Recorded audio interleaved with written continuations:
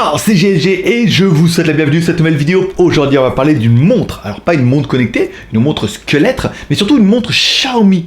Une montre Xiaomi qui reprend un petit peu la tendance des montres, un petit peu des nouvelles montres haut de gamme. On va vous expliquer ça juste après. Avec une montre avec un design squelette plutôt sympathique, de très bonne qualité, à un prix tout à fait honorable, mais qui a quand même pas mal de défauts. Allez, parce que voir les produits en photo c'est bien, mais les voir en vidéo c'est mieux. Alors débridez-vous et découvrez tout notre la tech. Ousmane.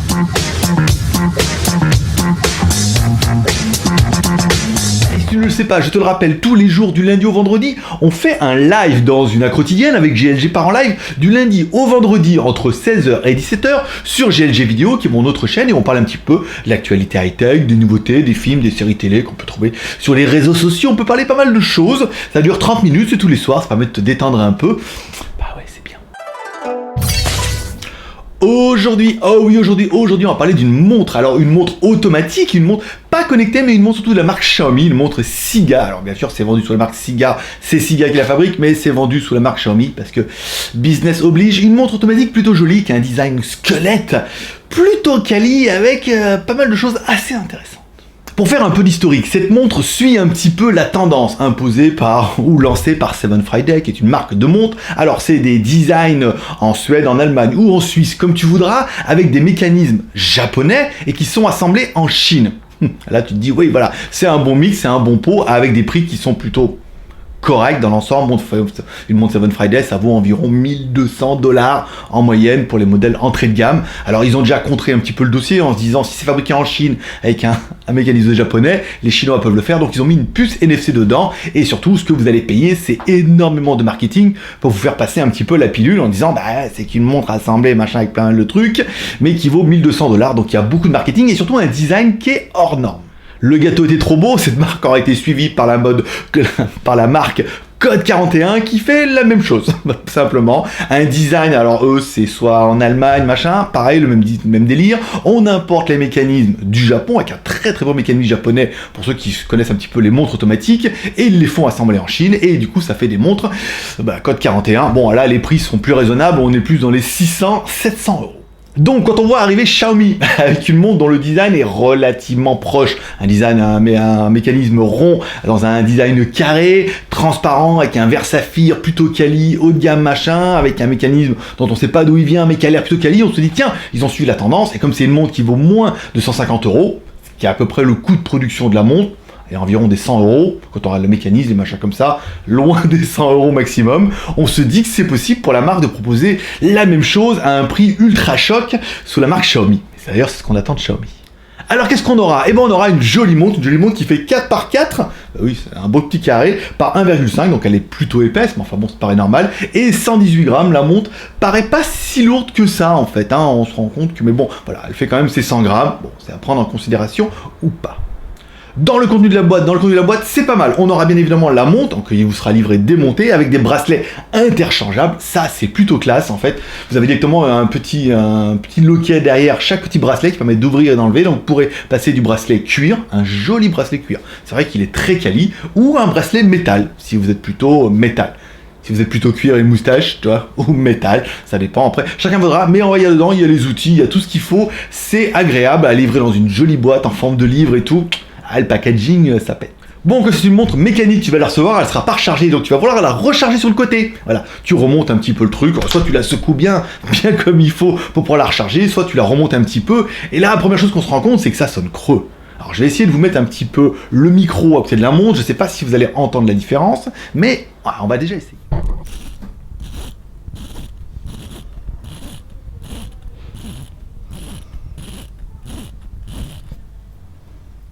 Voilà, quand on tourne, ça sonne super creux. Et malheureusement, quand ça sonne creux comme ça sonne pas quali. La même chose quand on tapote un petit peu sur l'écran, on sent que ça sonne creux, qu'il n'y a pas beaucoup d'épaisseur au niveau du métal et du verre, même s'ils annoncent que c'est vraiment bien. On aura fait la même chose avec ma montre Tag. C'est une vraie Tag, bien sûr, une vieille Tag, mais une vraie Tag. Voilà. Et quand on regarde, on voit la différence. Là, la Tag ne fait pas de bruit du tout.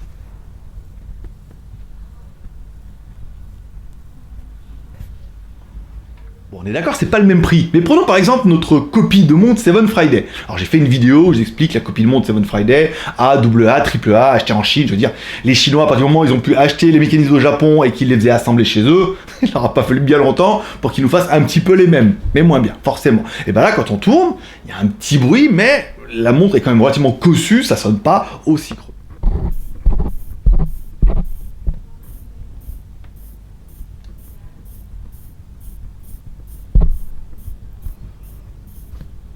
Bon, allez, on va dire, c'est pas grave, on va dire, bon, allez, c'est un peu les joies de Xiaomi. Bon, ils ont peut-être pas mis assez. La montre, elle est quand même relativement belle. Bon, ça, y a pas à chier, le design est quand même pas mal avec les aiguilles rouges. Ah, c'est très joli, la montre est quali, alors avec un acier autour, un métal 316L, ouah, pas mal, avec un joli petit contour, avec un écran en verre saphir, donc un verre inrayable, même s'il paraît assez fin, attention au choc, encore une fois, c'est inrayable, c'est pas incassable.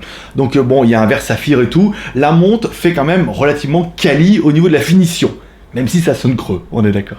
On y faut la mécanique. Ah, ben là était le grand suspense. Je me suis dit, ils vont faire comme tout le monde, ils vont commander le mécanisme au Japon et ils vont l'assembler dans leur montre. Eh ben non. Le mécanisme, en cherchant bien sur les forums, alors il faut chercher un peu, c'est un peu la course. Alors c'est un Sigul ST2551JK.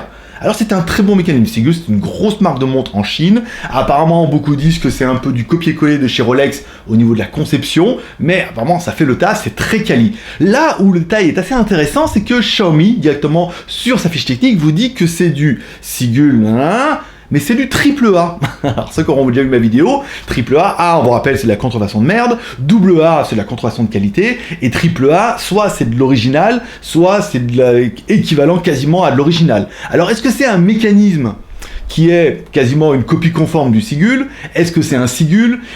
C'est un peu compliqué, je veux pas jouer avec le AAA. Voilà, après, soit c'est un vrai Sigul, et dans ce cas c'est bien, et encore, bon, le Sigul on aura vu, réserve de marche, 30 à 40 heures, ça veut dire qu'une fois que ta montre sera chargée, entre 30 et 40 heures, si tu la mets par exemple sur une étagère, et ben tu auras besoin de la recharger, elle sera toujours à l'heure. Ça c'est pas mal, ça fait plus d'une journée, pendant une journée tu oublies de la mettre, elle sera toujours à l'heure. Par contre, elle retarde ou elle avance un peu la précision du mécanisme, entre moins 15 et plus 30 secondes par jour. Soit ta montre sera calée, nickel, ça c'est classe, mais de temps en temps, elle pourra perdre un peu de temps et où elle pourra prendre un petit peu d'avance.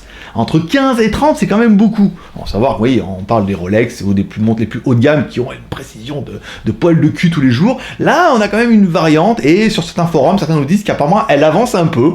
Alors bon, si on prend 10 secondes par jour, c'est pas fou, mais on est bien d'accord qu'au bout de 3 mois, tu risques d'arriver un petit peu en retard. Bon, la montre est en métal, 316L, on en a parlé, elle a un verre saphir 1,22 mm. Ça me paraît pas fou pour une montre, mais apparemment c'est peut-être la norme, ou alors ils ont mis plus fin que ce qui était prévu. Et enfin, une des embrouilles à la chinoise, c'était l'étanchéité. Je me suis dit, est-ce que cette montre était étanche? Alors sur les certains forums, ils disent que non, certains forums, ils disent que oui, les anciennes, machin. Alors on regarde derrière, on se dit water resistant, 3 ATM.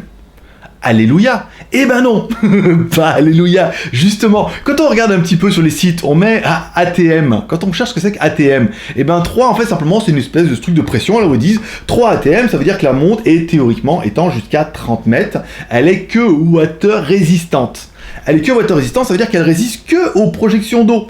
Et qu'elle ne peut pas résister à la baignade. Alors c'est étonnant cette histoire de 30 mètres, mais que tu peux pas aller sous l'eau, c'est 30 mètres hauteur, bas, enfin, c'est une espèce de pression, mais tu peux pas la mettre sous l'eau. Donc du coup la montre n'est pas étanche, elle est water résistante. Ça veut dire que, bon, laver les mains, machin et tout, mais éviter de prendre la douche, et surtout éviter d'aller dans l'eau, parce que du coup la montre risque de se noyer. Voilà. Si on voulait une montre qui soit vraiment étanche, il faudrait qu'elle soit au moins 10 ATM. 10 ATM, dans ce cas, tu pourrais aller sous l'eau et tout. Et là, du coup, 3 ATM, le water résistant, et encore attention, c'est water splash proof. Voilà. Donc, encore une fois, là, c'est la grosse déception. Je veux dire, putain, une montre, c'est pas celle-là, parce que je l'ai mis sur le bureau, mais une montre comme ça, super bien et tout, qu'on dit qu'elle soit pas étanche, comme une pauvre copie chinoise, en même temps, qui est juste splash proof, ou une montre qu'on aura pu voir par exemple avec ma Mige, une montre que j'ai achetée en Chine d'un fabricant chinois directement dans un building de montres.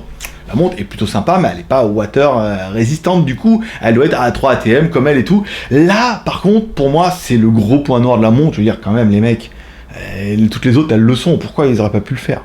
Donc qu'est-ce que j'aurais bien aimé moi dans la montre? Bon, elle est belle, là on est d'accord. Le bracelet c'est quali, vous donnez les deux bracelets, là c'est pas mal. Le verre saphir, ouah, classe. La montre est tendance, et c'est un peu ça où je serais un peu déçu. C'est que la montre joue sur cette tendance, avec des montres fabriquées en Chine, avec des mécanismes japonais, et vendues quand même 600 €. Je veux dire, bah oui, forcément, pour vous faire passer un peu la pilule, il faut mettre un peu de marketing derrière. Et oui, les autocollants coûtent cher. Surtout les autocollants sur le front ou sur les bannières des Formule 1. Voilà. Donc du coup, bon, il joue un peu sur la tendance et la montre, malheureusement, elle n'est pas au niveau 1 parce qu'elle a un mécanisme chinois qui n'est pas dingo. Il est beau, on est d'accord, mais le mécanisme chinois, il n'est pas dingo. Ils auraient peut-être mieux fait d'investir dans une montre comme ça. Je veux dire, une copie de Seven Friday, ça coûte environ entre 100 et 150 $. Les mecs gagnent de l'argent, le mécanisme il est japonais, parce qu'ils l'achètent vraiment. J'ai dû péter le verre, donc je sais bien qu'ils l'ont démonté, que la montre est quand même quali, le machin et tout. Donc au niveau de la conception, on peut arriver à faire super bien, pas aussi cher, on est d'accord. Donc ça joue sur cette tendance. Ça, un peu les points positifs, c'est qu'on a une montre qui ressemble un peu à du Seven Friday machin, et autant ma montre Burey que j'ai reçue dernièrement était mieux en fait, parce qu'elle était vraiment étanche avec un verre saphir, mais là on paye quand même un petit peu la marque Xiaomi, malheureusement, ce que Xiaomi nous avait pas habitué à faire. C'est-à-dire qu'ils nous proposent une montre qui est sur une tendance Seven Friday code 41, et puis ils vous mettent un petit peu la saucisse en disant ah bah ça va vous coûter vas-y 50 € pour nous quoi. La montre vaut peut-être 100 €, et puis bah comme c'est une Xiaomi on va la vendre 150 €. Donc du coup c'est moins cher qu'une code 41 qui vaut 600 €, mais je vous invite à aller, je mettrai les screenshots d'aller voir le site code 41. Les montres ont pas du tout la même gueule. On a quand même des trucs super classe. Bon après en Seven Friday là on a de la couleur, on a du marketing, on a des superstars, on a un tag NFC dedans pour voir si c'est une vraie ou c'est une fausse. Il y a un peu plus de taf derrière, donc forcément tout ça se finance, et vraiment j'avais vraiment espoir que 150 €, on enlève tout ce qui est marketing machin et tout, et on avait la même chose à 50 boules. Bah non. Bon, qu'est-ce que j'aurais pas aimé moi pour la montre? Bah oui, tu me vois venir. Bon, la lecture de l'heure qui est pas super pratique, je vous l'avoue. Bon, quand on met la montre comme ça et tout, il faut souvent l'incliner un petit peu et jouer sur les reflets pour voir ces pauvres aiguilles rouges qui sont sur un fond métal. Bah oui, c'est un fond transparent squelette. Heureusement, il y a ta peau derrière, mais t'as les aiguilles métal sur un finition métal derrière et tout. C'est pas super pratique. Patrick. Bon, le gros point négatif, on sera tous d'accord, elle est pas étanche, quoi. Putain. Ils le font tous, ça. 150 €, mais c'est le prix. Ils se gavent à mort. Ils auraient pu la mettre étanche, pas mettre un splash proof. Alors, attention, 3 ATM, c'est bien marqué derrière. Water resistant 3 ATM. Et quand tu regardes sur internet, tu vois bien que 3 ATM, il faut pas la mettre sous l'eau. C'est interdit. Sinon, tu vas la noyer. Et là, tu as garantie dans ta montre. Bon, enfin. Pour finir de l'achever, mais malheureusement, c'est pas une vidéo à charge, mais je suis tellement déçu, j'adore les montres, j'en ai plein, alors j'ai de la vraie, j'ai aussi de la fausse en temps pour acheter, pour comparer un petit peu, malheureusement j'ai eu l'opportunité de pouvoir acheter des vraies, mais du coup, bon, c'est un peu la conception, et la montre on voit pas la nuit, les aiguilles sont pas rétro-éclairées, il y a pas de luciole, il y a pas de phosphorescente, ils ont tué personne, machin, bah truc, donc du coup, quand t'es dans le noir, c'est noir. Il n'y a plus d'espoir, tu ne verras pas l'heure, donc du coup la montre est totalement dans le black. Et ben tu verras pas. Tu verras pas l'heure. Ça c'est un peu dommage. Je veux dire, souvent ils mettent des petites. On aurait pu mettre un petit bout rouge au bout et puis et le long un tube fluorescent. Je sais, ça s'appelle, il y a des condoms comme ça, mais c'est pas du tout ça. Voilà. Donc après avec une petite barre phosphorescente comme ça, hop, tu vois un petit peu, tu vois l'heure et tout là. Non. Donc du coup, tu verras pas la nuit. Donc du coup, dans les points négatifs, je mettrai le prix. Bon, la montre est vendue 147,31 €. On a des codes promo sur Skyphone qui tombent régulièrement. Elle tombe à 137 €. On peut négocier, machin. Je pense qu'elle va descendre encore un petit peu en dessous de ça. Je pense qu'il y a trop de marge. Il y a trop de marge par rapport aux prétentions. Après, c'est peut-être moi qui me suis fait des films en mode OnePlus 6 où je me suis dit, oh, la montre, putain, comme Seven Friday, enfin, la montre Burey qu'on n'avait pas essayé parce qu'ils arrêtaient de la vendre et du coup, on l'a envoyé à un membre et j'aurais mieux fait de la garder parce qu'elle était mieux. Elle avait un verre saphir, avait un mécanisme japonais, avait une bonne quali, elle était étanche, machin, et valait, maintenant, elle est à 87 €, tu vois. Donc on se rend bien compte que le prix de la conception, c'est possible de le faire. Et ben je me suis dit, Xiaomi, comme ils arrivent, ils font tous les trucs trop bien et moins cher, c'était ça. Et en fait, non. La montre, elle est quand même relativement moyenne, quoi. Ah, pas, elle est belle, voilà. Mais bon, après, ça fait pas... Alors oui, les horlogers se battent sur les forums et tout, c'est bien. Est-ce qu'il faut acheter, pas acheter? Ça sera un coup de cœur. Est-ce que tu as tout Xiaomi dans la maison et que tu veux ce coup de cœur et t'offrir la montre Xiaomi? Bon, ben voilà, dans ce cas, tu te fais plaisir. C'est une très jolie montre. Elle est bien finie, elle est quali. Bon, ouais, ça donne l'heure. C'est une montre automatique avec un mécanisme squelette et tout. Je sais, on trouve les mêmes à 50 € sur AliExpress et tout. Mais c'est pas des Xiaomi. Là, on a quand même l'espoir d'avoir un vrai verre saphir, d'avoir un vrai mécanisme, d'avoir un suivi derrière, une garantie, des machins comme ça. Mais on avouera bien que par rapport aux prétentions de Xiaomi, bon bah on n'y est pas. Ben voilà, c'est tout pour aujourd'hui. Et comme toujours, si t'as aimé cette vidéo, les 3 R, share, commentaire, pouce en l'air, share en partageant sur les réseaux sociaux, Twitter, Facebook, Google+. J'ai pas vu beaucoup de montres, beaucoup de reviews sur cette montre, ou quand j'en ai vu, c'est pour... c'est là rien, c'est tout est merveilleux. Non, bah malheureusement, non, je suis désolé. Encore plus si vous êtes vraiment fan de montre, alors là vous allez la déboîter la montre, mais on n'en est pas là. Je veux dire, après, il faut raison garder, je suis bien d'accord. Une tag c'est 1500 € ou 2005-9. Oui, c'est acheté d'occasion. Mais bon, voilà, donc du coup, on n'est pas dans les mêmes proportions. Là, on parle d'un truc à 150 boules, qui aurait pu, mais qui n'a pas pu, ou qui n'a pas voulu. Ça, c'est en fonction de chacun. Tu peux mettre un commentaire en dessous de ces vidéos pour dire ce que tu penses de cette vidéo, par exemple, et ce que tu penses de la montre. Si t'as bien aimé la vidéo, t'as bien aimé mon franc-parler. Alors du coup, c'est pas vendeur, on est d'accord. Quoique, je sais qu'il y en a qui vont l'acheter parce qu'elle est belle, voilà, et que c'est une Xiaomi, et qu'elle est quali, et qu'elle est squelette, et que machin et tout, voilà, c'est un beau cadeau, on est d'accord. Puis d'autres vont, voilà, donc tu peux mettre un commentaire, ça m'intéresse. Si t'as aimé cette vidéo, comme toujours, tu mets un pouce en l'air. Si t'as pas aimé cette vidéo, surtout, bah, comme dirait GMK, mais ne te retiens pas, vas-y, mets un pouce en bas, lâche un peu toute ta colère et toute ta rage dans la vidéo en disant, ah, toi, t'es à fond dedans et quand même, t'es quand même un peu déçu. Je trouve que la vidéo, elle est nulle et que, bah, je prends trop parti parce que j'aime pas la montre ou que j'aime la montre. Moi, j'aimais la montre avant de la recevoir. Puis quand je l'ai reçue, j'étais un petit peu déçu et je vous ai expliqué pourquoi. C'est l'intérêt de faire une review.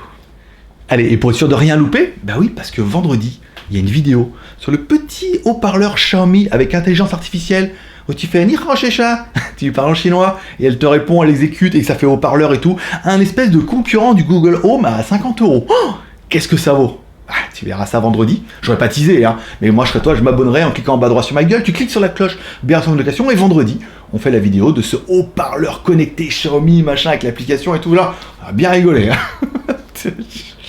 En fait, non. En fait, si, ça on a quand même bien rigolé. Bon, allez, moi je donne rendez-vous vendredi. Paix et prospérité, bonne journée, bye bye. Je sais, encore, certains vont me détester, encore plus que d'habitude, et certains vont aimer mon franc-parler, comme d'habitude. Tu me diras, non, mais autant les téléphones, c'est de la bombasse, autant là, bah c'est pas ça, quoi. Bon, elle est bien, hein, d'accord, mais 150 boules, non. 50 €, ouais, 50 € ça va, carré transparente, verre saphir, ça vaut du pognon quand même, hein. Ça vaut pas 150 €, on est d'accord. Ça vaut de l'argent, le verre saphir. Le mécanisme aussi. Bon, un mécanisme, ça vaut 20 €. Hein. D'accord. Il paraît que même un machin, un truc, ça vaut 30 €, tu vois. Un truc japonais, la classe bien montée en fonction de la qualité. Vous regardez sur les forums de Rome, les forums de montres. C'est intéressant, ils en parlent. Est-ce qu'on peut la flasher en français? Non. J'ai vu dans les forums. Est-ce qu'on peut la flasher? Non. Non, bah c'est une Xiaomi, mais on peut pas. Est-ce qu'Android? Non plus. Bon, après, bon, un peu déçu. Bon, d'accord, un petit peu. Ah, je m'y voyais déjà. En haut de l'affiche, et en fait, non, j'ai perdu la friche. Allez, paix prospérité, à vendredi. Vendredi, ça va être clair, tu vois.